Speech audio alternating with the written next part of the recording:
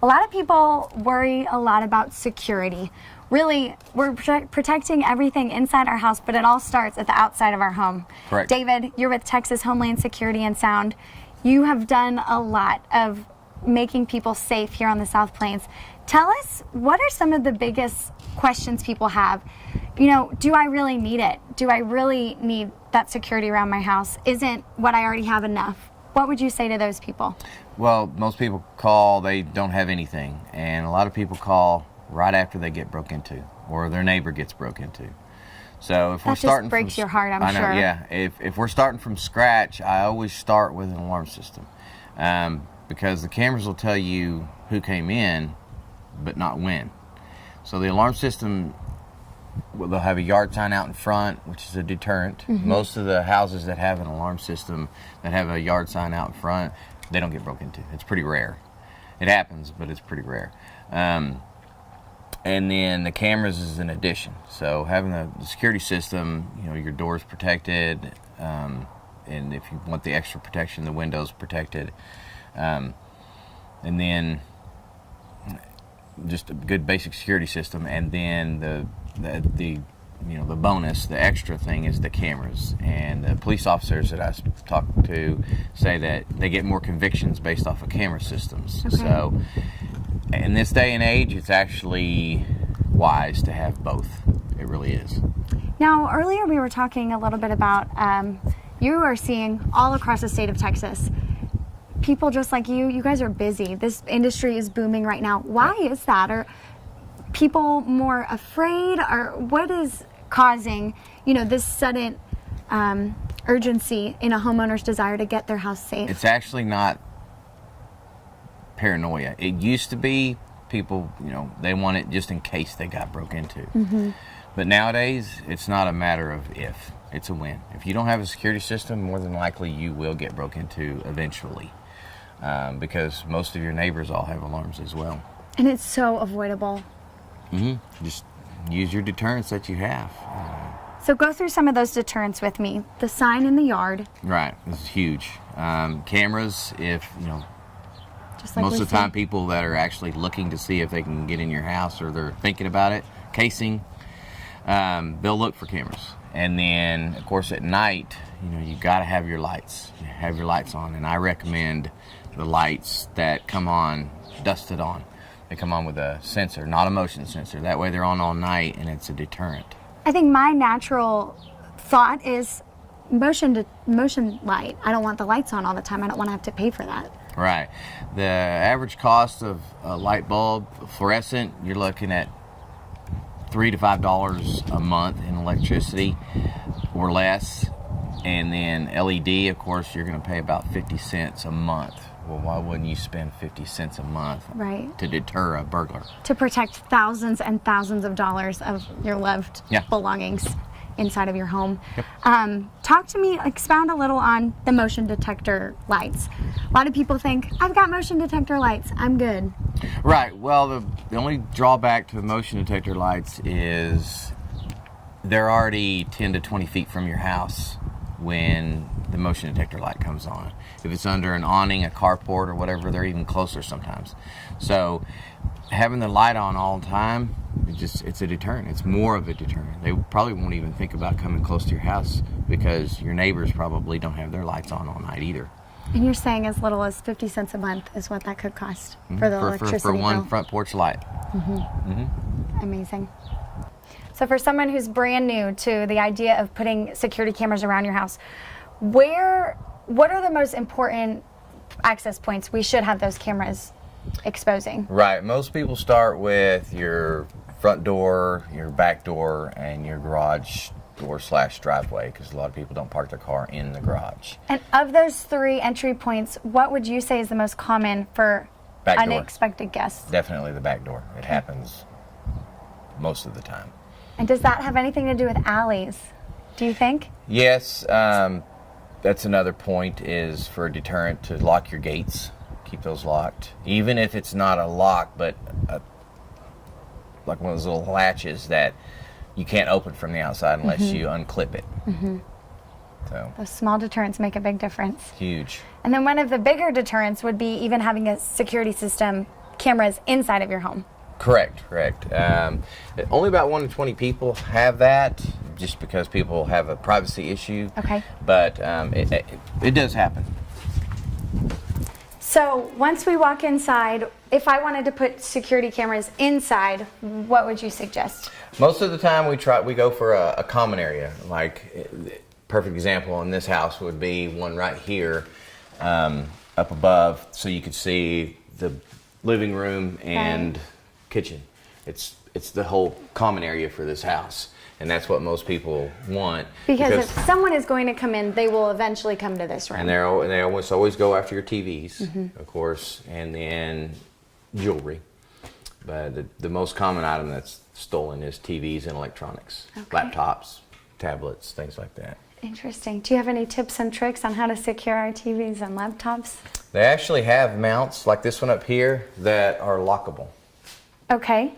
So what does that look like on the back? On the back of it, there's a bar that goes through the whole back of it that keeps you from being able to lift it up off of there. And then if you even want to go even farther, that's just a deterrent. Most of them have a hole in the end of that. You put a little bitty padlock on there, and then you can't steal it. Neat. Very cool. Things I never thought of. But it's the smallest thing. It's locking your fence. It's a padlock behind the TV. It's lighting. Moving your lighting beyond just motion detecting lighting that could save you thousands of dollars and a lot of heartbreak and heartache. That and the stress, having to replace your stuff. And then what I hear a lot of is women are extremely upset because they go through their personal belongings and they get upset because their space has been invaded. Totally. So it's emotional. Talk to me a little bit more about lighting on the inside. What is that like? Well, that's a perfect example of another deterrent. I have the new electronics have the capability called Z-Wave. It's a wireless format that you can do things like turn on lights. You can run your thermostat with Z-Wave. You can put your door locks on there. I have a door lock on the other entrance over here that I use. You can actually have lights come on automatically while you're gone on a schedule. I haven't gotten that far in this house, so mine is just a manual. I believe I bought this at Lowe's. Okay. And you have a set schedule. You can, if you want to turn it on manually. If you want to turn it on manually, they have an on and off button, but this thing has a little motor in it. So this one, I bought at Lowe's, and it's just a manual. It screws on over the light switch, and when it's time on its schedule, it turns itself on. Oh, well, look at that. It's That cheap. was really cool. And so, when it's time for it to go off, whatever time you set it, 10 o'clock, 11 o'clock, 12 o'clock, it turns itself off. So even as a family's out of town and traveling, you could program these things so there are deterrents in place as if you're home. Right. This makes my front porch lights come on. And it comes on every day, dusk to dawn? Well, I don't have it set for dusk to dawn. Other lights I do, but this is the front porch light. It shines in my bedroom, so I have it go off. You gotta sleep. Cool. So, Neat. and you can put these on 2 or 3. When I leave for extended more than a day or two, one of my lights, the light in the living room, you can actually see it from upstairs windows and down here because it's a vaulted ceiling. Right So there. you'll just leave that on. And then this one will come on and off automatically, so it looks like someone's home. And changing out those bulbs are how we cut the cost. Going to fluorescent or LED, preferably, because eventually you won't be able to get what they call incandescent lights. Right. Those are called. Eventually, the federal government's making the manufacturers phase those out. So eventually, they'll be harder and harder to find. Okay. So if a family moves into a new home, a lot of times that new home will come with a more outdated system.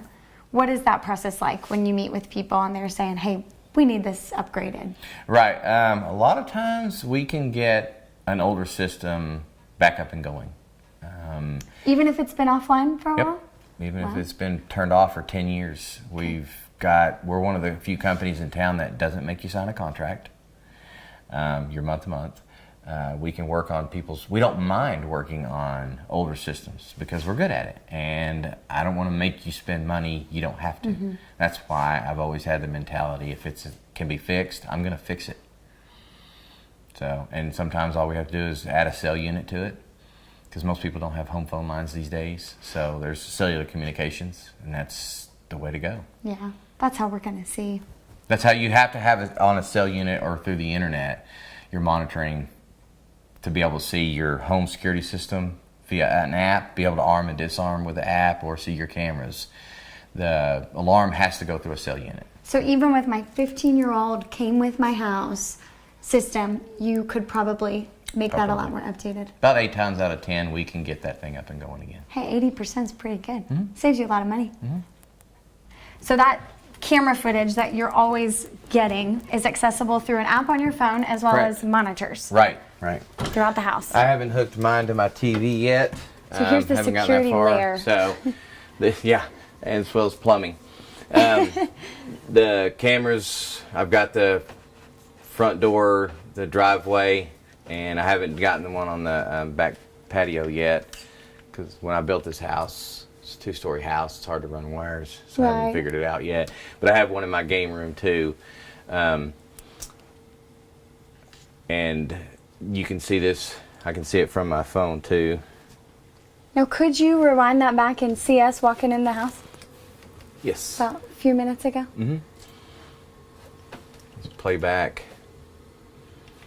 And then you pick which camera. So you have a total of 8 around your home? I could have 8. Okay, space for 8, yeah. There's today.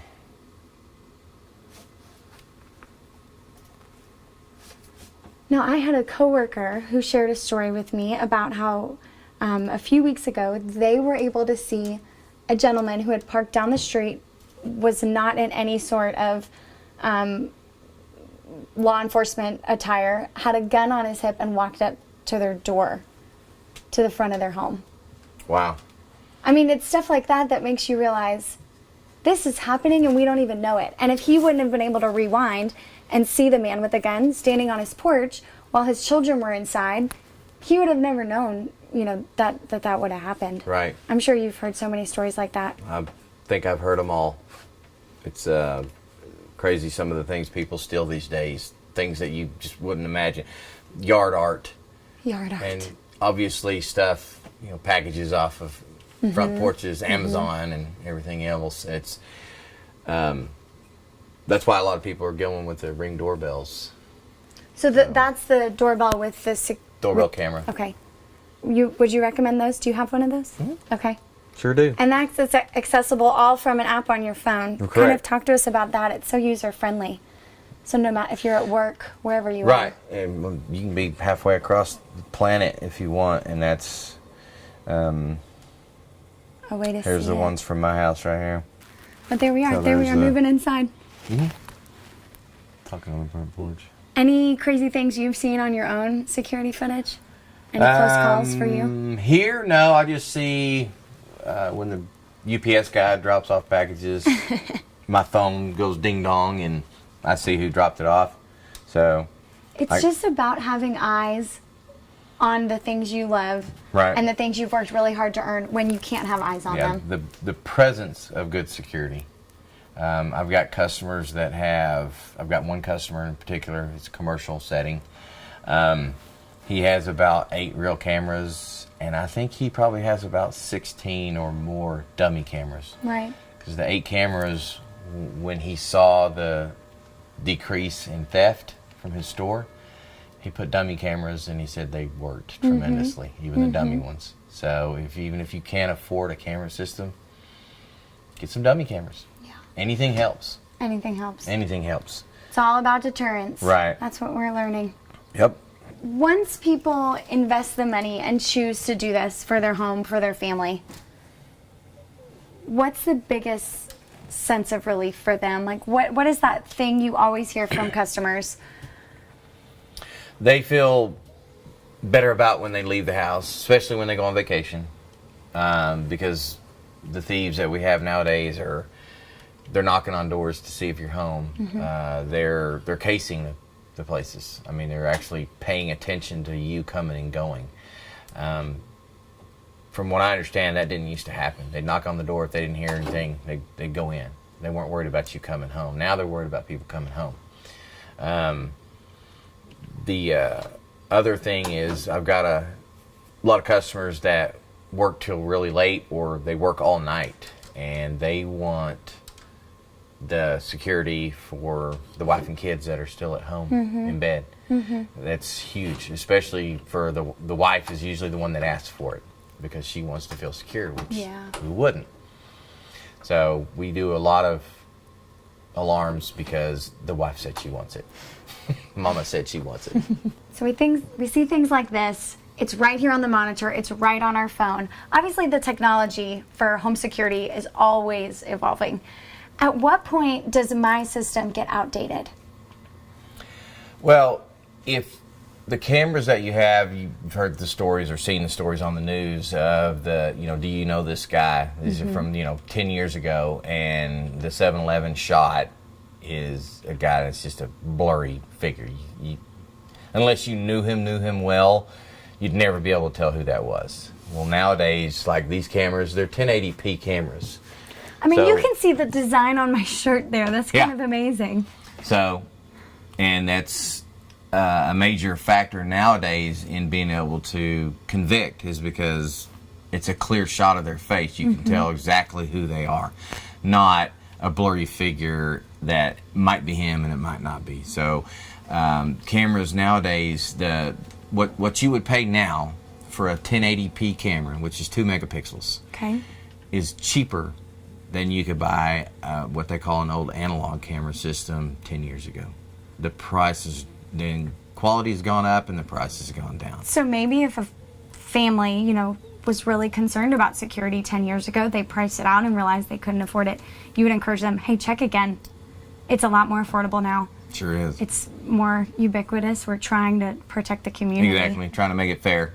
Not just rich people don't have cameras, because back in the day, usually only people that were wealthy had camera systems. Yeah. And now everybody has them. Everybody can have them. It's just an app on your phone. Yeah. It's so easy. That's a good thing to have.